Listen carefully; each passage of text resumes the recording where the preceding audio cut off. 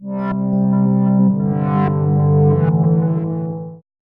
guys! Welcome back to the channel. It's Delaney. I'm Chip. And today we're going to be talking about our top 5 and our bottom 5 for 2019.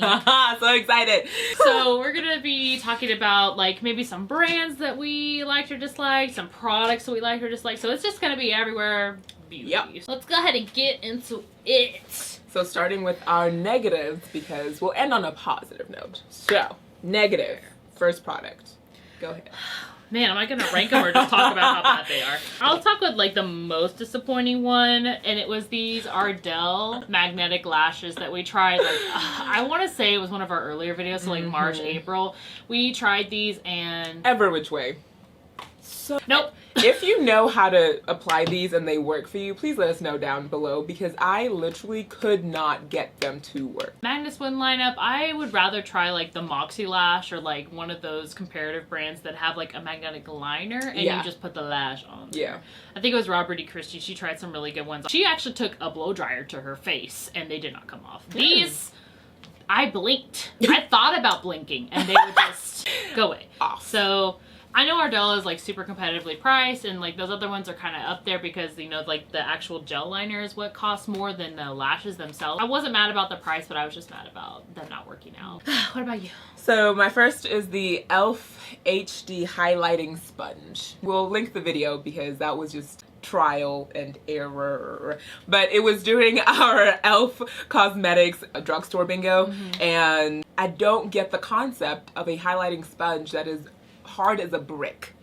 It was a weird time. It wasn't absorbing any water, but I don't even think you were supposed to wet it. You weren't. It was supposed to be dry. But it moved my foundation concealer. Like, it was a horrible time. So horrible, I tossed it. I didn't even want a refund. I was like, bye. Like, it went straight to the trash. I don't even have it to show you. Like, it's a purple sponge with a white base, and you're supposed to use the white base as the highlighter applicator, and I'm just like it's a hard foam, and it's just hard. Now, E.L.F. has great products, but that one save your $2, don't buy it. Yes. Next one, because it'll help segue you into yours. Beauty Bakerie. We did, was it just a Center Beauty Bakerie video? Yeah. I think it was. Because we went I'll find it. Yeah. I'll put it up in the eye down below. Yeah. But we went and tried a bunch of products from Beauty Bakerie because they were starting to sell at Ulta, and we were like, oh my god, that's going to be so great. I actually went looking for them. I drove to Denton, which is far from, not far, but like an hour, to find Beauty Bakerie because it wasn't in our local. Yeah, it's not in all stores. Yeah. I ended up going to Hearst, which is a little bit close to the Denton, but they at least had selections. It was just honestly the most disappointing. Like, even the setting powder, I have it still, but I'm probably gonna like declutter it because I just don't ever pick it up. It's just like the most strong, and it makes me cry. Like, if I get any of the powder in my eye or any like of the like stuff that comes with the flour or whatever of it, it gets in my eye, it makes me cry. Ooh. But with the product I brought with me was the loose highlighter. So like, packaging, super cute, always super cute for Beauty Bakerie. I love it. I love the concept. I think it's super solid. However, I ended up having to like take the top of this off because otherwise it's just perforated holes. And you're just like, a bunch of loose highlighter like down here in the bottom. If you tip this over, oh, be ready for a spill. Yeah. No. On that note, their setting powder, for me, watch that video, please. It turned me red. I have never had a powder turn me so red in my life. I really was concerned. I don't even know where to go. There was an allergic reaction underneath or not. I was like, there was just nowhere to go but to keep going and just not post that look. Okay, so you could lead into the next one and we'll talk about it. So the next one I have is Urban Decay foundation. For me, it wasn't so much like the release, it was just the color matching. I could not find a color that would match my chest or my face. Like, I would have taken either or, because if I get a foundation, I'll blend up or I won't blend down. right, I'll just wear something like up to my neck and my face looks great, or I can wear a tank top and like everything's great. But I couldn't, and during our video that we did the try on, the color that I got was way too dark. You can tell I was You accidentally picked up the one that you knew wasn't going to work, but you thought you picked up the right one that you had selected, because too many swatches, so many swatches. So then I went back, I got what I thought was the right shade, still not my color match. So I was going up because I knew I couldn't go down, and after about 2 shades up, it just became obviously not my right color. So this wasn't anything for me. Their concealers, they're like 15. Okay, 15. It's just 50 shades of foundation, but like 15 concealers, which not I'm like... one concealer I could match with. Not one. I found one concealer, but it was the same color as the foundation. I'm like, I'm not going to buy that. That's a waste. Right. I have a naked concealer at home that I could use that I've had forever that is still somewhat closer to my skin. See, their foundations that came out, I think it was the, maybe the all night one that came in like the... That galaxy looking, yeah, that was a great foundation match for me. Great. And I love that foundation. That was one that I actually finished. Chip's not like me. I'll mix like 5 different foundations together and get my right shade, because I'll just put them in a little thing anyways, because I hate like pumping out like every single day. But like that one's good if I have like a foundation that's too dewy and I want to mattify it a little bit more, but I have to make sure that what I'm putting it with is the right shade that's going to complement what I'm putting in there, because otherwise it's just, it's gross. It was kind of a disappointment, because I like the all-nighter foundation too, and I was just like, oh, sad day.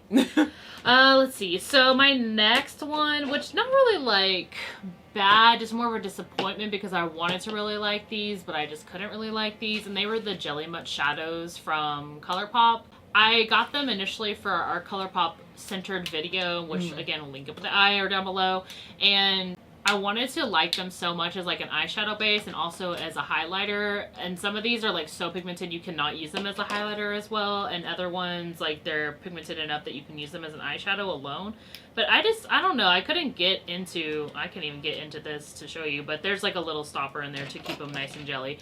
It's just, they were too thick. It was just disappointing. I was so hyped for them, but just disappointing. So the next one for me would be Bombshell, and both on the company side and the product. So did purchase their, what was it called? Their candy, their MALT. MALT Parlor collection. Yeah, so when that came out in what, March? Yeah. So we hit it hard for that collection because we were excited about it. Packaging looked dope. Their promotions were amazing. We just, I mean, it was just a fun type of moment. I like the theme of the brand. Yeah, yeah. For the most part. They do some great stuff. Yeah, so I guess I'll talk about the product and then we can talk about the company. So the product that I decided was just not great is their cookie palette. And I was kind of bummed because Delaney got the burger palette and their mattes were amazing. And so the cookie palette had a mixture of mattes and shimmers. And then there's like one sparkle matte in there, which is... Yeah. Don't touch it. Their mattes for me, horrible. Either I couldn't see it or there was no pigmentation.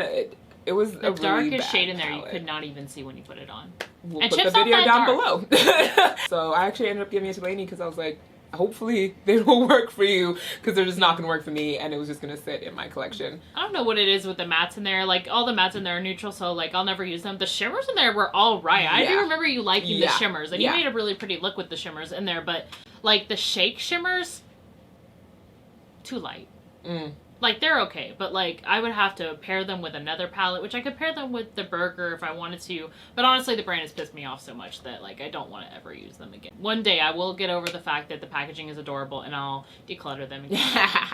So like I have 2 palettes from them. So I have the Candylicious and the Unicorn one.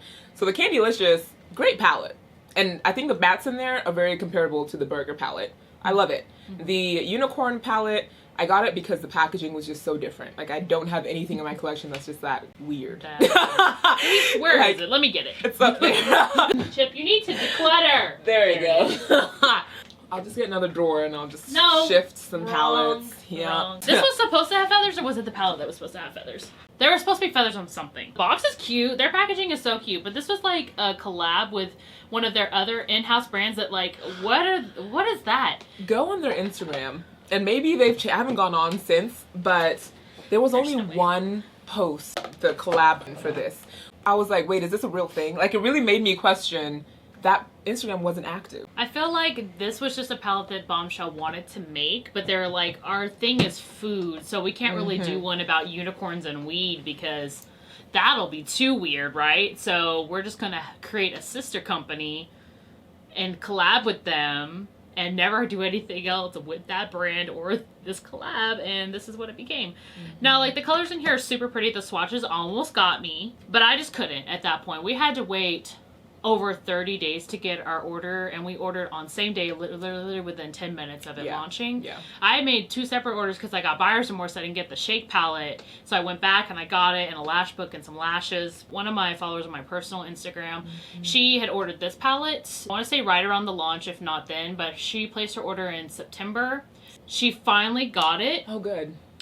3 days ago, like within the last week of us filming this. Like by the time y'all see this video, it's gonna be like January, but like this is December, like very beginning of December, and she just got it like in the last week with the same like tracking number that they had for September, but they said that they had never shipped it. They just gave her so many answers. Then on top of that, I haven't even told you this, but they tried to give her like a partial refund that didn't clear through PayPal.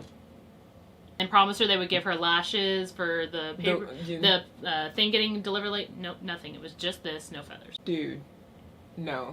So another thing that I'm not really pleased about with Bombshell, so they did reach out to me to become an affiliate. This was before this release happened. It was through a recommendation. So, and a friend had recommended me to be on their list, and I was like, okay, sure, great.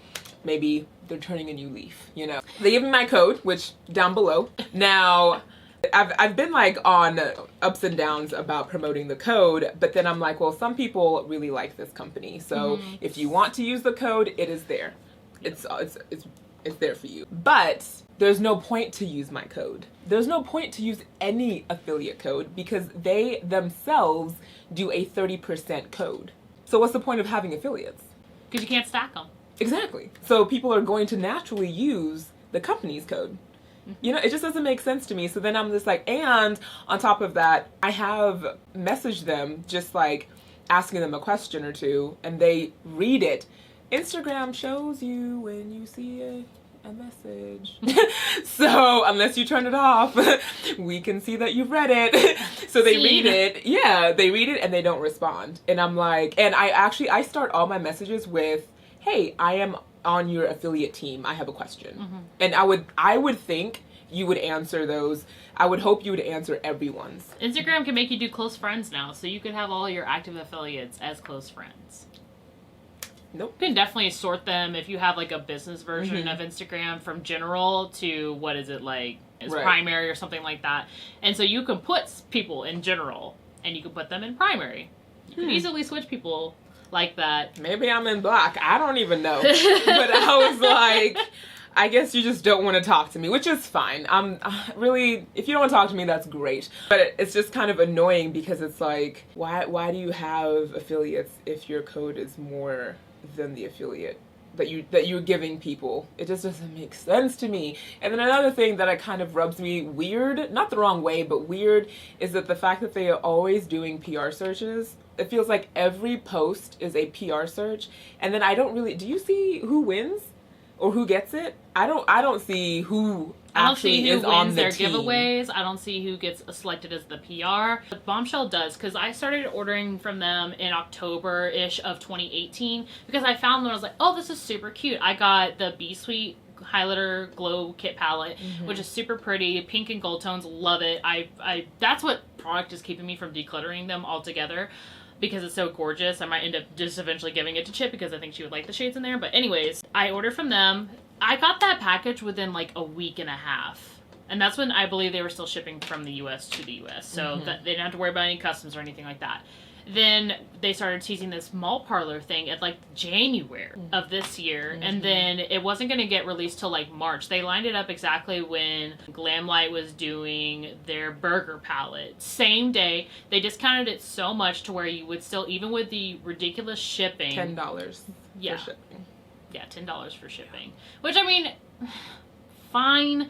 But what Bombshell does is they will make these huge waves of like getting affiliates, getting PR, and trying to send out all these PR kits of these MALT collection, and they just didn't do it at all until literally the sale of the day that like people were getting this. But they have been teasing this for 3 months. Like you had the product essentially. Like there's no way you didn't have a small SKU of it that you would be able to send it out to huge PR teams that you're wanting to set up.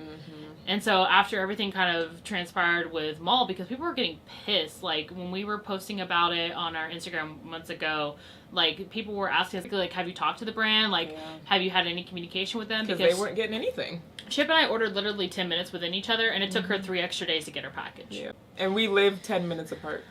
Yeah. The same person that delivers her mail probably delivers my mail. I'm like, I know they came to the same sorting facility. Like, yeah. It's just, I feel like there's just qualms with that whole company. But at the same time, they have gems.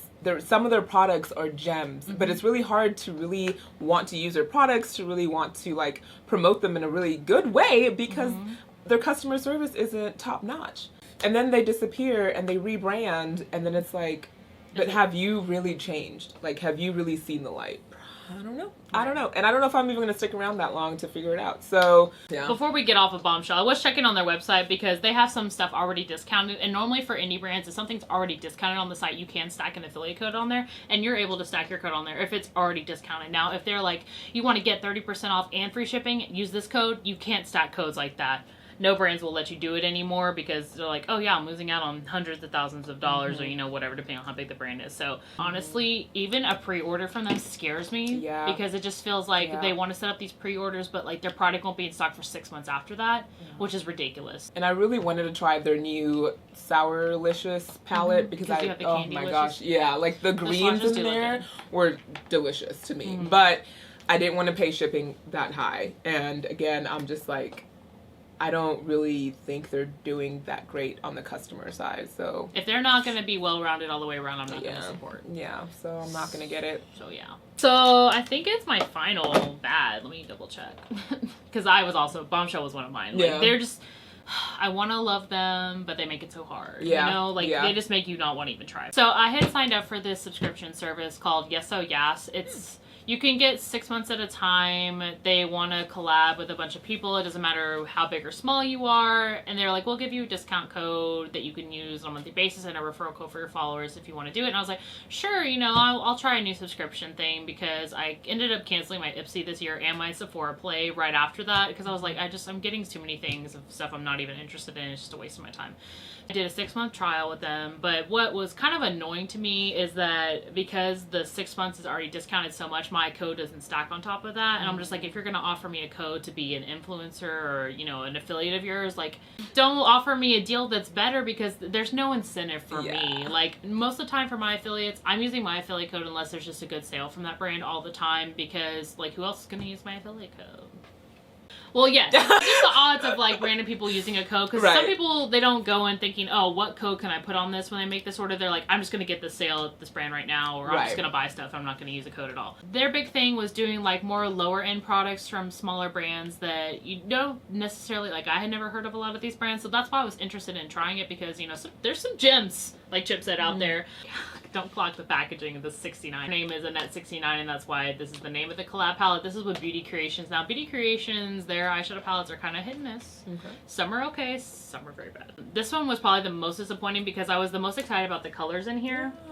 And those are pressed glitters and the heart shapes in the bottom. And it looks cute. I know, it's so cute, right? You want to like it. No. Trash. Oh, boo. I used this like 2 times. I tried to use this lime shade and this darker pink shade here, the Alien Girl one. No, the shimmers are like, the swatches for the shimmers are fine. Like, don't get me wrong. The looks I try to make when I tried to blend those mattes, just not there. And if I can't blend a matte, that's not a good sign. Right. Finger swatches and putting it on your eyes is completely different. So, and like the pressure you were having to do just to do a swatch already made, like, I know I'm going to be there for a while just trying to get the same pigmentation. Yeah, on the eye. It's just white chip. I can't go like this. So my last negative for 2019 would be the Sephora Play. I love Sephora. I have nothing against Sephora. Sephora actually has way too much of my money.